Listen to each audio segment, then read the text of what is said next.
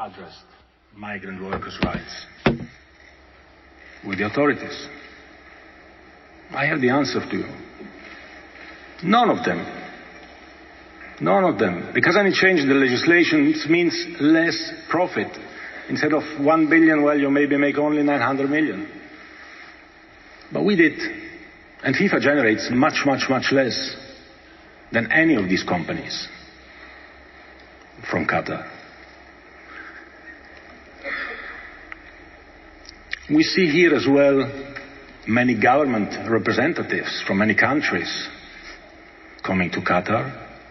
I don't have to defend in any way whatsoever Qatar. They can defend themselves. I'm defending football here and injustice. They all come because it happens that the country which just had sand and some pearls in the sea, well, actually they found that they have something that is worth much more. It's gas. If there was no gas, nobody would care. But now they all come, and they all want something.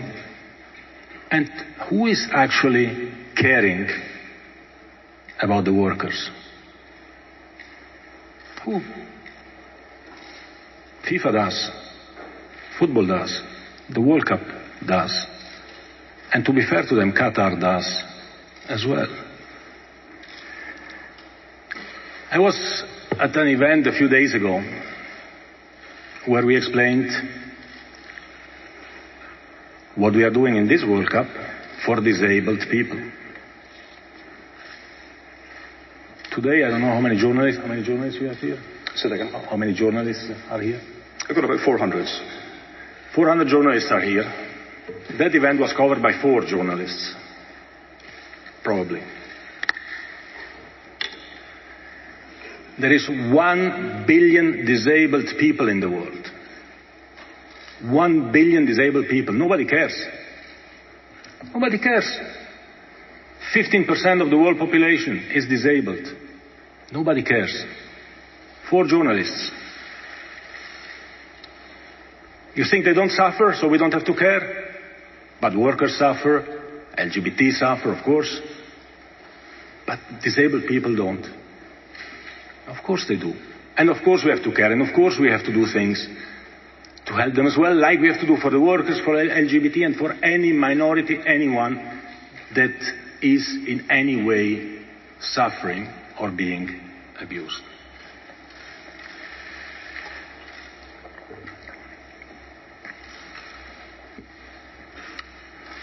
So speaking about workers, I bumped into migrants, a study, not a FIFA study, a Human Rights Watch study, one of these companies that I think is also criticizing certainly FIFA, certainly rightfully, many times, I guess. Well, that study says, basically, that because of the European migration policy, 25,000 migrants died since 2014, in 8 years. 1,200 only this year. Human beings died. So, if we take 2 steps back of this, I also wonder, but I will come back to that, why nobody asked for a compensation to be paid for the families of these migrants who die. Maybe their life is not worse the same. Where are we going? Where are we going with our way of working, guys? We have to ask this ourselves. Where is the world going? So if you go 2 steps back and we look at this issue of migration and the situation of hundreds of thousands of women and men from developing countries who would like to offer their services abroad in order to help and give a future to their families back home. Well, Qatar is actually offering them this opportunity. Hundreds of thousands of workers from developing countries come here. They earn 10 times more than what they earn in their home country. And they help their families to survive.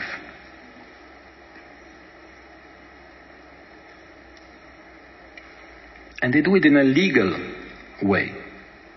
We in Europe, we close our borders and we don't allow practically any worker from these countries who have obviously very low income to work legally in our countries, because we all know there are many illegal workers in our European countries, living in conditions which are also not really the best.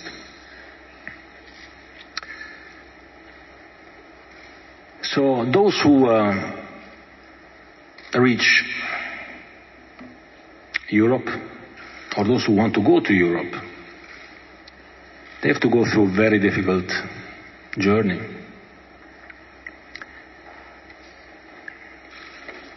Only a few survive. So if Europe would really care about the destiny of these people, of these young people, well, then Europe could also do as Qatar did, create some channels, legal channels, where at least a percentage of these workers could come to Europe, low revenues, but give them some work, give them some future, give them some hope. This doesn't mean that we shouldn't point at what doesn't work. Here in Qatar as well. Of course, there are still things that don't work and that need to be addressed.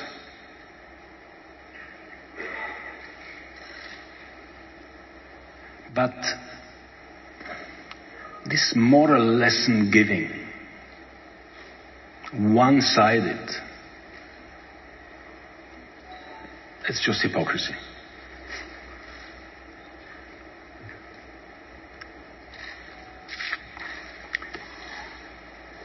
So I wonder why nobody recognizes the progress that has been made. Since 2016, the kafala system was abolished, minimum wages were introduced, heat protection measures were taken. ILO, international unions, acknowledge that, but media don't. Or some don't.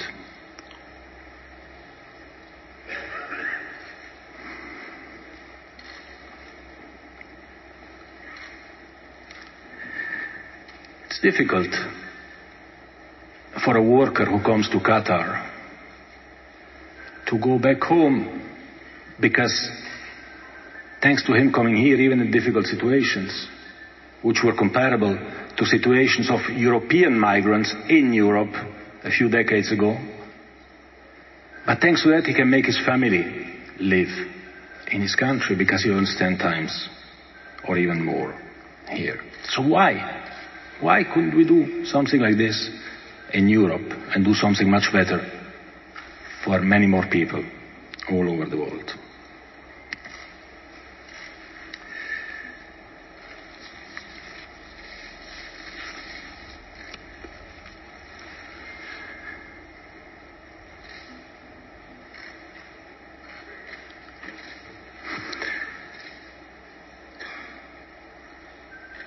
So,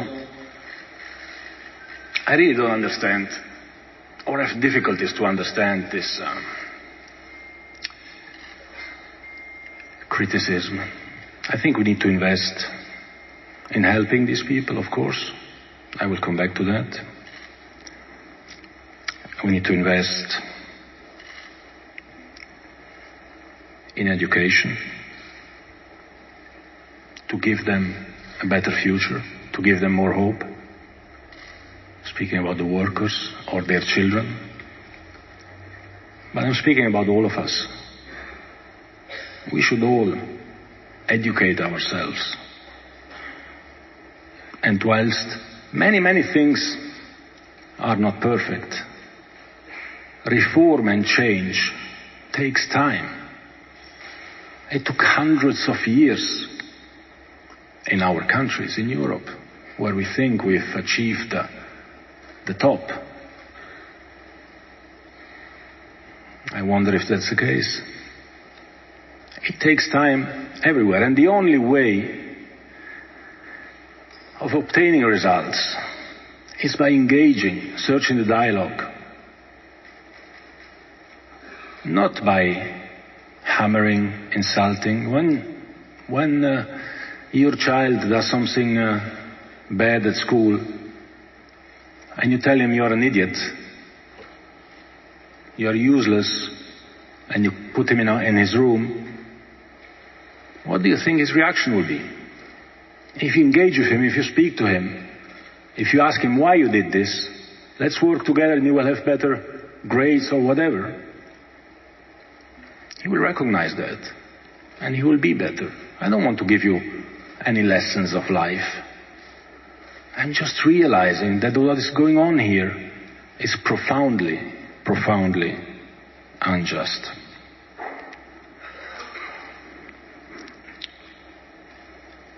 Many international organizations, ILO, ITUC, BWI, have recognized that the worker standards here are similar to those in Western Europe.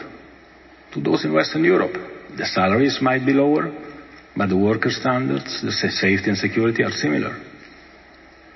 I've never read this anywhere, except in the reports of these organizations. These are important steps. This was not the case 10 years ago. It is the case now. Let's see what happens as well in the next 10 years. And in this respect, since we speak about workers, then I will move to other topics as well. I think it will be longer than 45 minutes. But we have time. The World Cup kicks off only tomorrow night.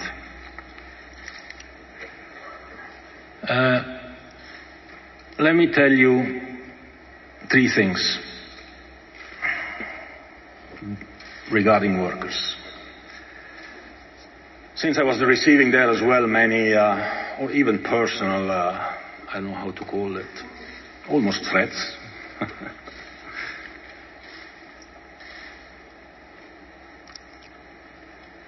There was a demand somewhere about the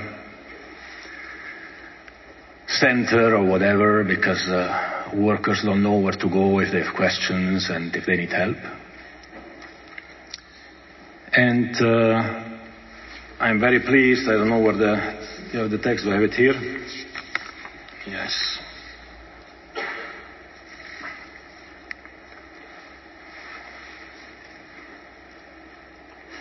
I'm very pleased to have been having discussions with the government in Qatar and the Director General of ILO. I met him 2 days ago in Bali at the occasion of the G20. Dr. Gilbert from ILO, he was there. And I'm happy because there is a real prospect, and there are still some formalities to be carried out, of a dedicated office that would be a permanent office, ILO office, International Labour Organization office, which will be having its headquarters here in Doha.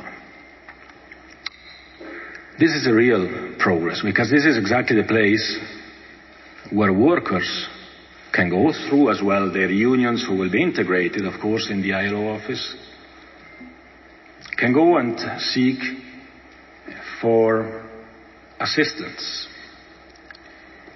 I believe this is a big commitment by both the Qatari government and ILO. It's not something that FIFA can influence. Qatar is a sovereign state. ILO is a UN organization.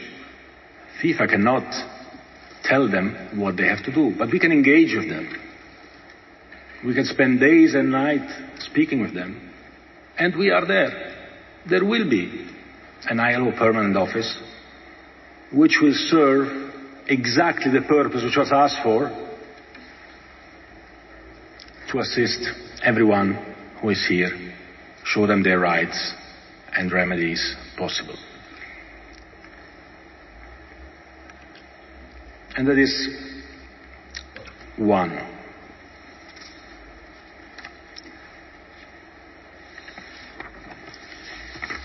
The second one that has been brought to us, and I want to tell you again, we do not react based on whatever pressure we receive. We act when we decide the time to act has come. So I've been speaking with many people from football, I will not mention them, or outside of football, who tell me, we have to say these things in public because we have a lot of pressure from our media, but in reality, we are with you, or this, or that, or the other. We are not like that. We don't react to pressure. Pressure is negative. Engagement is positive. So when we are ready, we do things. And when it comes to compensation of workers as well, you should know that there is a legal framework to cover workers' compensation. Again, we are in a sovereign country. Do you think FIFA can go to England or to the US or to Italy and tell the governments, you know what, we come and we establish a system for compensation of migrant workers in your country?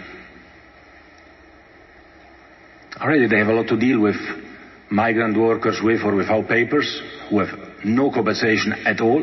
At least all workers in Qatar, because they are legally here, they have a compensation scheme. And Qatar established a workers' support and insurance fund to support compensation claims. Since 2018, this fund has paid over $350 million to workers in need. Majority of that for unpaid wages, but also for accidents, of course, of workers. Because every worker that has an accident receives a compensation by law. And depending on the gravity of the accident, the compensation can be several years of salary. And if in the last 4 years 350 million were paid, I suspect that if in the next 4 years nothing changes and we have the same types of unpaid wages and incidents and whatever than in the last 4 years, another 350 million will be paid, bringing us to 700 million hypothetically in 8 years' time. Can be more, God forbid, if something bad happens. Hopefully, will be much less, because the companies who are operating here, who don't want to pay the wages, Western companies, they start to realize that it's better for them to pay the wages or enhance the security. So we'll have less accidents and much less will have to pay. And this is one thing. And the second thing that I was pleased about is that the Minister of Labour himself mentioned at the European Parliament that if in the past, because we are speaking about the recent past, the last 4 years, and the future, next 4 years, if in the past there is a worker who has not received due compensation in accordance with the laws of Qatar, which are public. You can go and see them, Article 110 and following of the Qatar Labour Code. If somebody has not received it, he or his family can go to the Ministry of Labour and seek for compensation. And if you don't get it, let us know, and we will help you. Because this is due by law. It's not due because somebody asks us to do something that then will have to be managed in a way that nobody knows how, where also all unions would have been against. But that's not the end of it, because the third announcement linked with workers is with regard to the FIFA World Cup Qatar 2022 Legacy Fund. So we have been seeing there is a permanent office of ILO, or there will be, and we'll be back. We will be here to check, don't worry, because you will be gone. Compensation for workers who are not paid or who have accidents exists at very significant amounts. And FIFA has a legacy fund for this World Cup. Now, the amount of this legacy fund will be decided after the World Cup. It will certainly be a percentage of the revenues of the World Cup. But since so many people around the world have been speaking out on these topics, for the first time, FIFA is opening up its compensation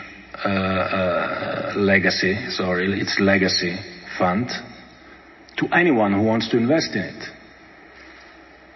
We'll publish the details. Anyone who wants to invest in the FIFA World Cup 2022 Legacy Fund shall invest. And those who invest a certain amount will be part of a board that can decide where the money goes. Now, where should this money go? The two ideas that we have, we will submit them, of course, to the Council. They should go first to education, because we believe that children, especially children in developing countries, should receive appropriate education so that they can build a better future. We signed an agreement 2 weeks ago with the state of India, where we help 25 million children in India through education. So we want to focus on education, and especially education of girls and women, because this is very important, especially in certain countries. So part of this legacy fund will go into education. And I would like to thank the Qatari authorities for accepting this, because normally FIFA legacy funds of World Cups, they go to the local football community. Here we bring it international. This is one thing. And the second element of this legacy fund is that we will jointly with ILO, with the International Labour Organization, establish a labour excellence hub. We are in discussion for a memorandum of understanding with the ILO. The Director General will be coming here in the next few days. And we want to establish programs based on the experience that we made here in Qatar. I would never have thought that I have to deal with labor matters, based on the experience we made in Qatar. We have to share, through this excellent hub, best practices all over the world, in particular when it comes to future hosts of FIFA tournaments and competitions. So take from our learnings, partner with the number one partner in this area, ILO, and work to make the lives of workers all over the world a little bit better. So this is what we do in labor matters. Let me mention as well the LGBT situation.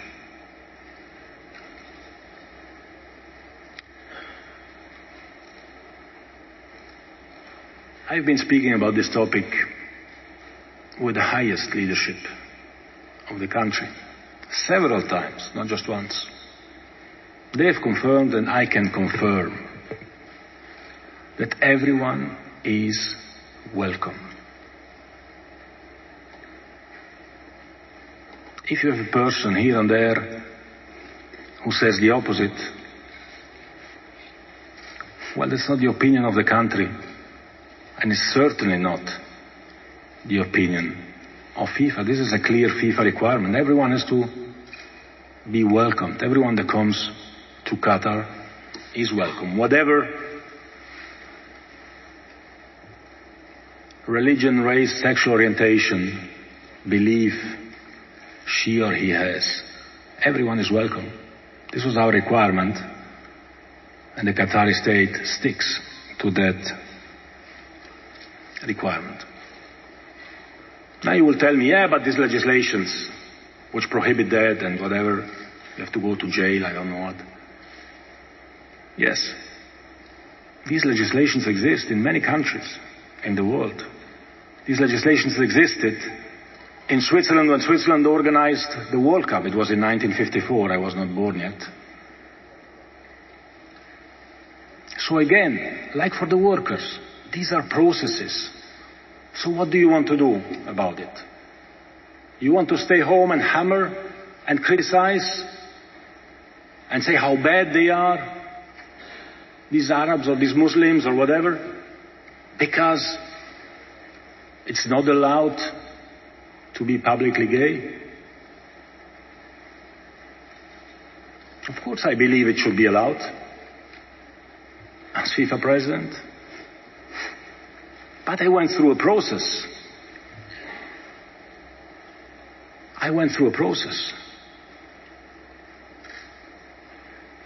If I ask the same question to my father, who is not here anymore, he would probably have a different answer than me. And my children will have again a different answer than me. So if somebody thinks that by just hammering and criticizing we achieve something, well, I can tell you we achieve exactly the opposite. Because this will be viewed as provocation. And then if you provoke me, I react. And that's bad. Because the reaction will be to be even more close now that the doors start to open. I often give the example of the vote for women. Switzerland, again, I'm Swiss, so I can allow myself to say a few things about Switzerland. You know, when women were granted the right to vote in the last Swiss canton, I tell you when, in the 90s, not the 1890s, in the 1990s.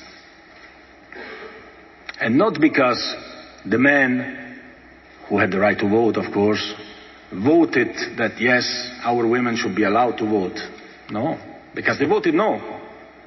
It was the Swiss Supreme Court who forced the men of this canton to say, no, women have to have the right to vote, of course.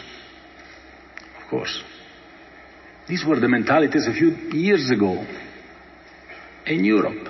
Let's look at ourselves in the mirror, see where we come from, And try, if we are convinced that we defend the right causes, try to convince the others by engaging. That's the only thing I ask you. The only thing I'm asking you. Engage. Help. Don't divide. Try to unite. The world is divided enough. We are organizing a World Cup. We're not organizing a war. We organize a World Cup where people who have many problems, everyone in his or her life, want to come and enjoy. Look at the city. It's beautiful. It's beautiful. It's geared up. People are happy to celebrate. They were happy when the teams come. And when the teams come, they go to see the teams. And what do I read? Well, these people, they don't look like English. They shouldn't cheer for English. Because they look like Indians. I mean, what is that? Can somebody who looks like an Indian not cheer for England or for Spain or for Germany? You know what this is? This is racism. This is pure racism. And we have to stop that. Because everyone in the world has the right to cheer for who he wants. If I would have said what I wanted to say, it would have been the title of the... For who he wants. And this is what people want. They are genuine. They have difficult lives. Every one of us has difficult lives for whatever reasons. For different reasons. We want to have a moment on where we don't have to think about this. A moment where we can concentrate on something that we love, on football. The problems don't go away, they will stay there, don't worry, after the match. And maybe we have been able to contribute a little bit to make them a little bit better. So tolerance starts with ourselves, and we shouldn't spread aggression. We have to spread understanding.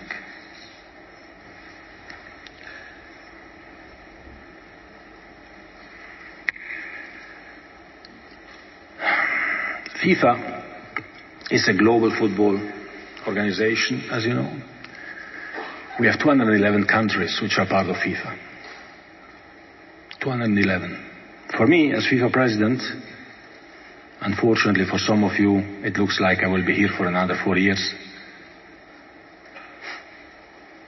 But fortunately for over 200 associations and 6 confederations in the world, every association is the same. Every association is the same because we are football people. We want to be football people. We don't want to be politicians or whatever else. And football brings people together. If we could organize an event in any country of the world, in North Korea, well, I would be the first to go there. I actually went to North Korea some years ago to ask the North Koreans if they were ready to host part of a Women's World Cup together with South Korea.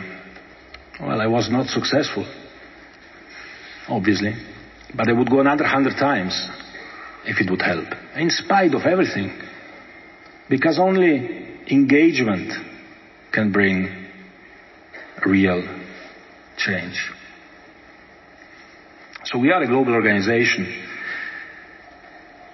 and we want to remain a global organization that unites the world. And I was convinced, and I'm still convinced, even though now I don't know how optimistic I still am, that this particular World Cup will help to open the eyes of many people from the Western world to the Arab world. We are living in the same world. We have to live together. We have to understand each other. We have to understand that we are different as well. That we have different beliefs. That we have a different history. That we come from different backgrounds. But we are in the same world. We need to get along with each other. And to get along with each other, we need to know each other. And that's why you have to come here and you have to tell what you see. And when you see something that is wrong, say it. And say also how it can be rectified. Please. So that maybe we can help everyone to understand each other a little bit better.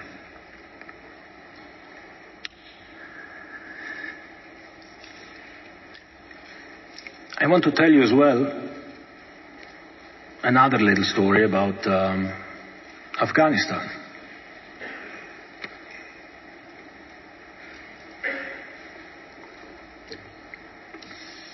Last year, when the Taliban took over again Afghanistan, the United States left, many people were in difficult situation as far as football is concerned, many female football players in particular. We wanted to see how we can help them. It was very difficult.